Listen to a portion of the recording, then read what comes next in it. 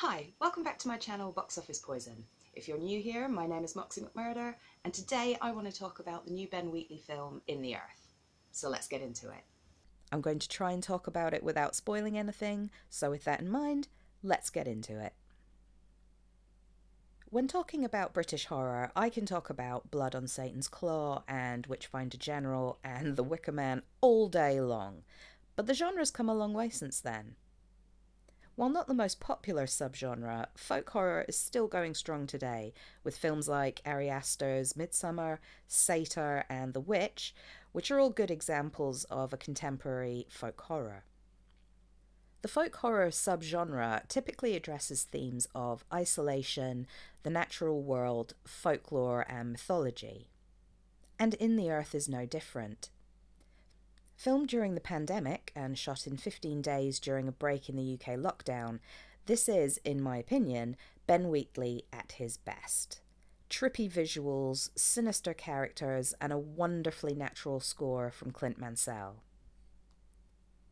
During a deadly virus outbreak, our protagonist scientist Martin Lowry, played by Joel Fry, travels to a research facility on the edge of a large forest. Things are off-putting from the get-go. There's a palpable sense of unease about the place. Martin is introduced to Alma, played by Elora Torchia, I hope I've pronounced that correctly, who's a ranger and has agreed to lead Martin into the forest in the hopes of finding his colleague, who was doing research in the woods and hasn't been heard from in months. We had to send a rescue party in to get a group out a couple of months ago. They got lost. Thought they could find their way. And they're warned to be careful. People get a bit funny in the woods sometimes. Nerves. Sounds almost superstitious. Before his trek into the woods with Alma, Martin is told about a spirit named Parnag Feg, which protects the forest, and the locals are well versed in this folktale. It's a local folk tale. Oh, right. She's the spirit of the woods. Oh. Yeah, well, it's something to tell the kids. Stops them wandering off.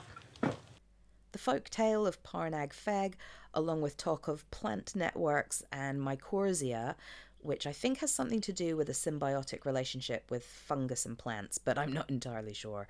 All these things helped create this grassroots sci-fi folk horror tale. Along the way, our two leads are ambushed and eventually meet a hermit living in the woods, played by Reece Shearsmith, who has ulterior motives to helping the pair.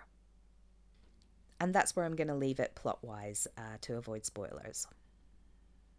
Obviously, there are thematic and visual callbacks, or echoes, of A Field in England, but there's also some Blair Witch, The Stone Tape, and The Shining in there for good measure.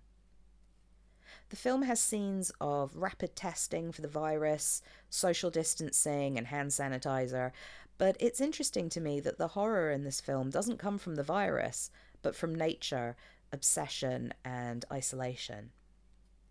In the Earth feels claustrophobic, despite much of it being shot outdoors. It's primal and atmospheric. The performances are great. Reece Shearsmith plays with the line between helpful stranger and sinister loner so well. Joel Fry is believable as a fish-out-of-water scientist who has no working knowledge of the wilderness and has a quiet and quite private nature. Elora Torchia, again, I hope I've pronounced that correctly, really shines as Alma.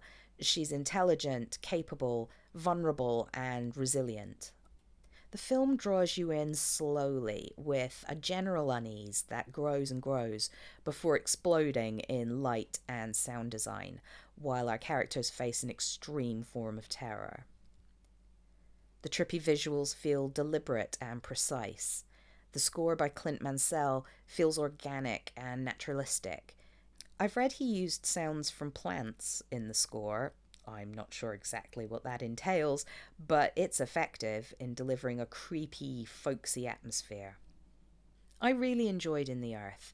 It has that slight air of those 70s BBC horror and sci-fi dramas like The Stone Tape and Quatermass. It's different, it's engaging, and it's exactly what I expected from Wheatley. It's not going to be for everyone, but if you like to field in England and you enjoy experimental, trippy filmmaking, then I suspect you'll enjoy In the Earth too. Let me know in the comments if you're a fan of Ben Wheatley's and if you've seen In the Earth, and tell me what you thought of it. Thanks for watching. I hope you enjoyed this video. Don't forget to give the video a thumbs up and hit that subscribe button. Stay spooky.